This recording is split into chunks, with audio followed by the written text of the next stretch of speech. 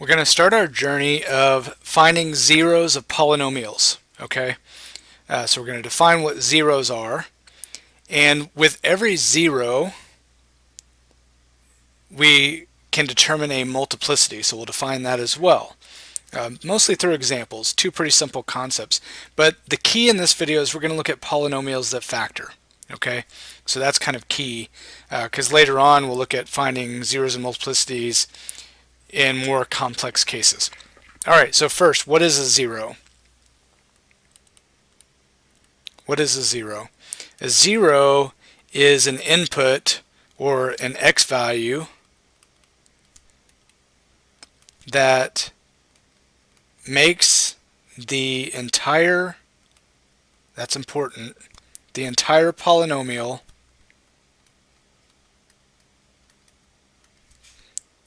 equal 0. Okay? The multiplicity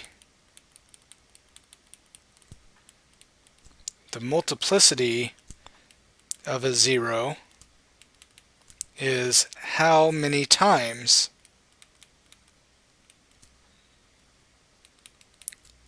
it is a zero. That's kind of vague, so we'll have to kind of see that through examples. So let's jump right into the examples.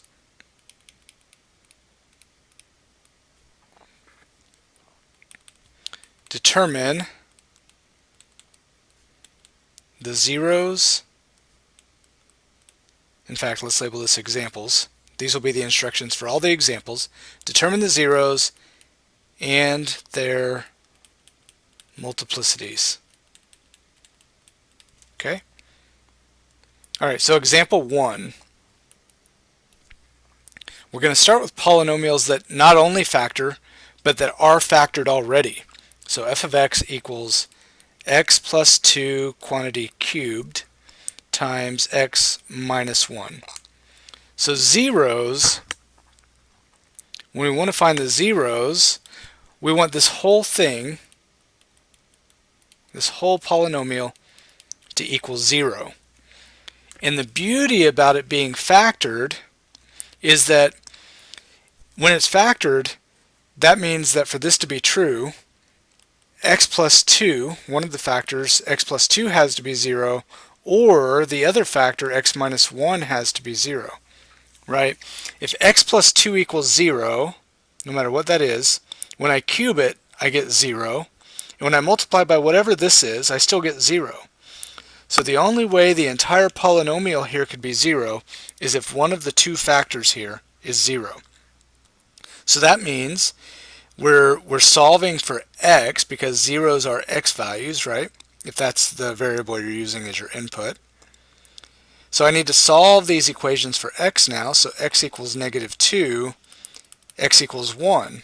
Those are the zeros. So negative 2 and 1 are the zeros. Okay? And you can check that. If you plug negative 2 in for x, right? So you go back to the original function and plug negative 2 in for this x and this x, you'll see that the entire polynomial f of x will be 0. Or you could plug 1 in for both x's and you'll see that the entire polynomial is still 0. Okay? So you can check that out.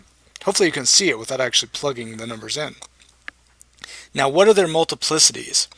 Now, negative 2, let's use a different color like green. Negative 2 has a multiplicity.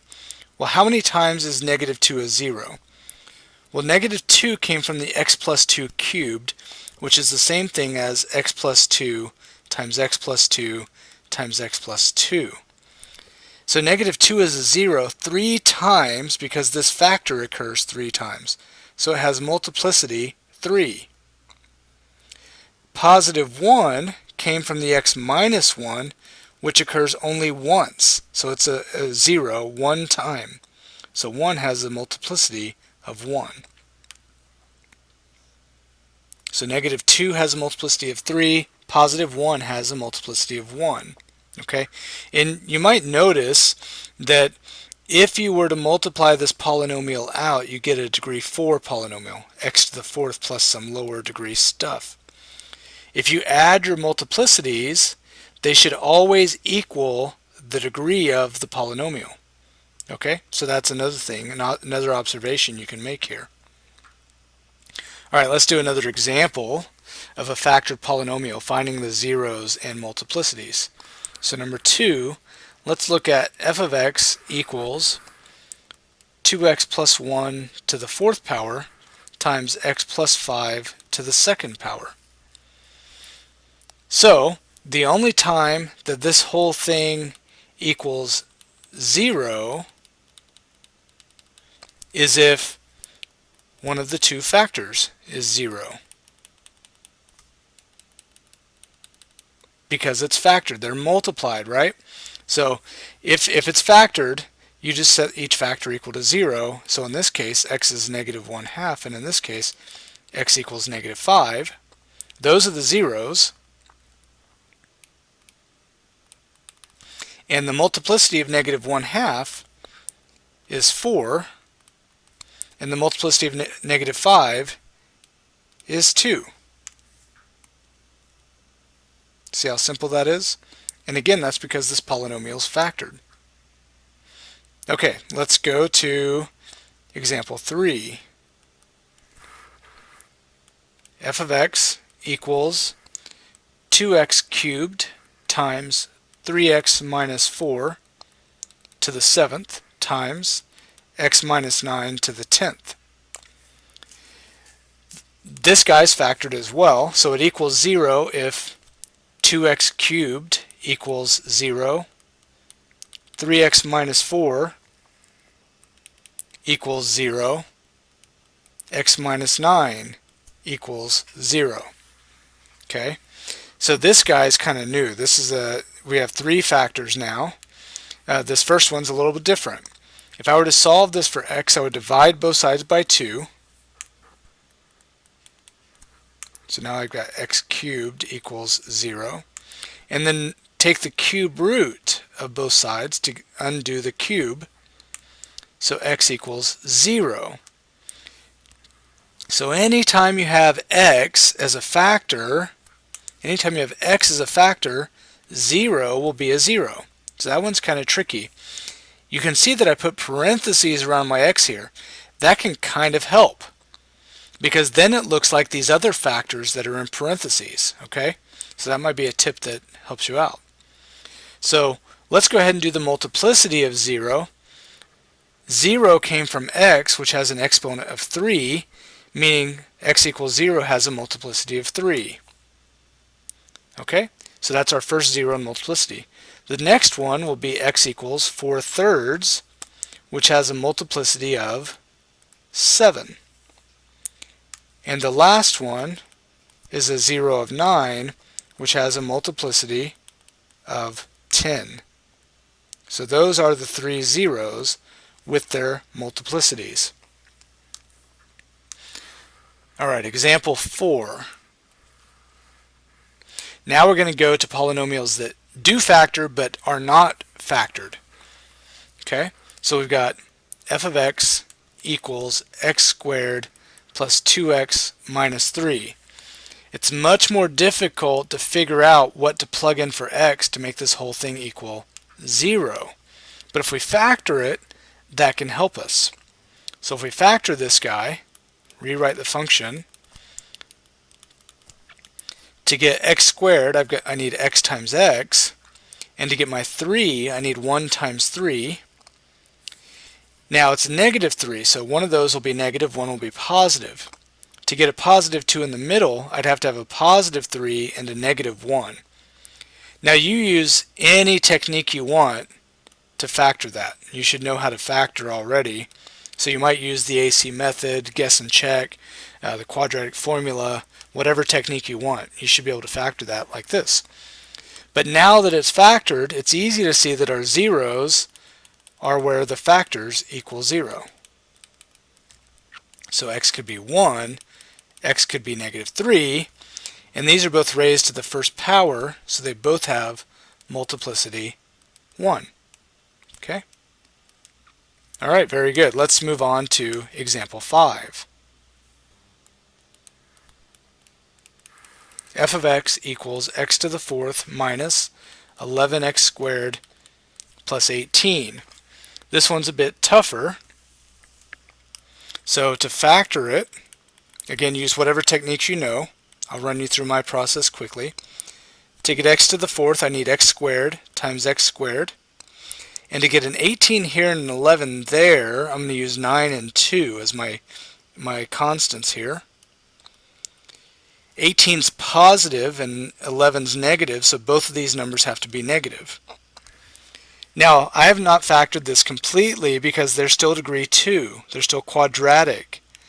So I need to factor further using a difference of squares. So to factor x squared minus 9, that's x plus 3 times x minus 3, right? X squared minus 9 factors as x plus 3 times x minus 3, and x squared minus 2 factors similarly, x plus and x minus, but to multiply to get 2, I have to use the square root of 2 for both of those. Okay? So x squared minus 2 factors as x plus 2, or sorry, x plus the square root of 2 times x minus the square root of 2. Now these are all to the first power, so we can't factor further. So the zeros are negative 3. Hopefully you can just see that that 0 is negative 3.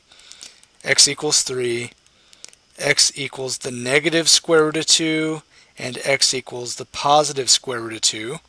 And these are all, like I said before, to the first power, so they're all multiplicity 1.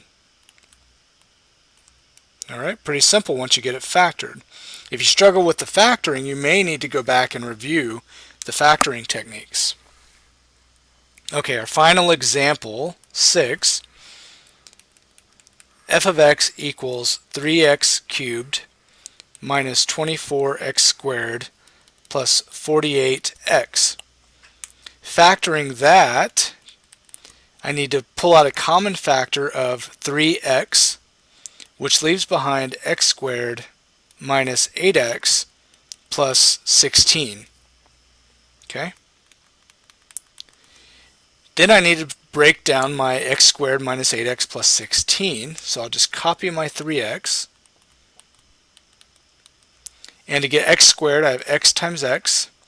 And to get 16 and negative 8, I'll have negative 4 and negative 4. Okay? Now, the zeros will be, because I've got my x factor, 0, positive 4, and positive 4. Okay? Now, since I've got 4 listed twice, I don't need to put it twice. I'm just going to say it has a multiplicity of 2.